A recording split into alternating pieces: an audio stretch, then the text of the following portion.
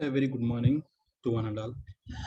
Uh, this particular video explains us about the components of a research process. Before going into a research process, we should identify what are the elements induced in this particular research process and how to do them to carry out in a simple and easiest way. In this video, we will see the step-by-step explanation of the components of research process, and we will start it with a pictorial representation of graphical nature such that it gives us simplest of the understanding process.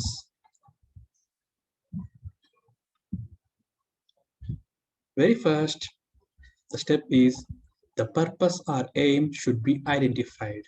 Once the topic is identified, we should know what is the purpose of this particular concept of research we have chosen, and we should draw the lines between what are its aim or objectives, what are its need and importance with respect to the current scenario. Then once the statement is made, we should go with the next procedure. After a preliminary research carried out is by making a good literature review of almost 5 years of to the latest, a few questions might arise. These questions must be put out in an order such that they match the intention of the research process that is being carried out, and for those, the answers must be searched for. While doing this one, we should think about the next step, that is, when we put on the questions, we go through with the expectations. Means these outputs might result while doing this particular research or project. We can make a few of the assumptions, like we may achieve a better answer of the proposed method when compared to the existing method. Like that, we may put it in a numerical values also. Next step is sampling procedure. This sampling procedures involved here helps a lot. Now, it is one of the most important factors which helps us to achieve the accuracy in our results. If any problem happens with our samples collected for this work, it might reflect in the final results also. Now, while collecting a sample which is to be investigated in a project must be in a very good way, and there are so many sampling procedures we might discuss in the next video. But keep it in mind that the process of selecting a sample is known as a sampling process. Next, data collection method. Now, this particular procedure is the collection of the relevant information from the relevant sources to find answers to the questions we have put down of the particular research problem statement.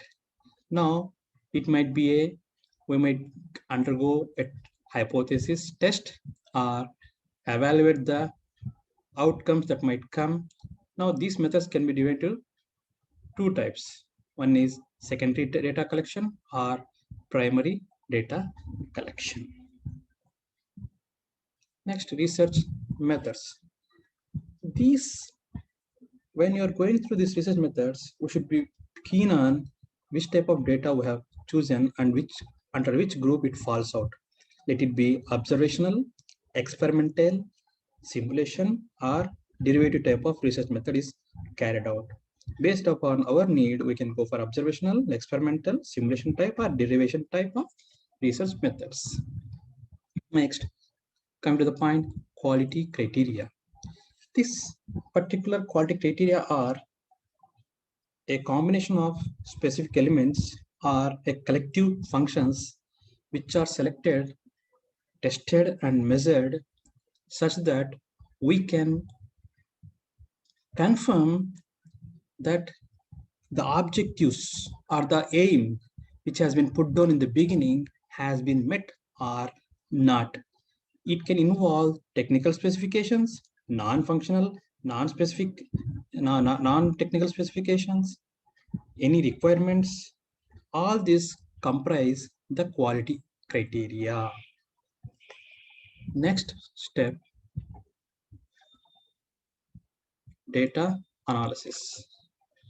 Here, it is a process of a systematic procedure for statistical and logical techniques involved to describe and illustrate the and also to evaluate the data. Now, we here in the data analysis process, we are going to ensure the integrity of data used here is accurate and appropriate in the research findings. And last but not the least, proofread and report. While we have achieved all these 8 steps which have been discussed just now, then we go for making out a draft of the copy. We go through the proofreading concept. Once we feel that the drafting is good and better, then we go for report writing.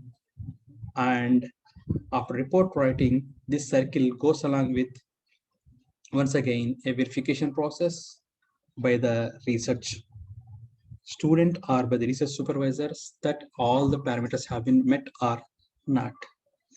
Hope this video has helped you in understanding the research process in a step-by-step manner without having any confusions.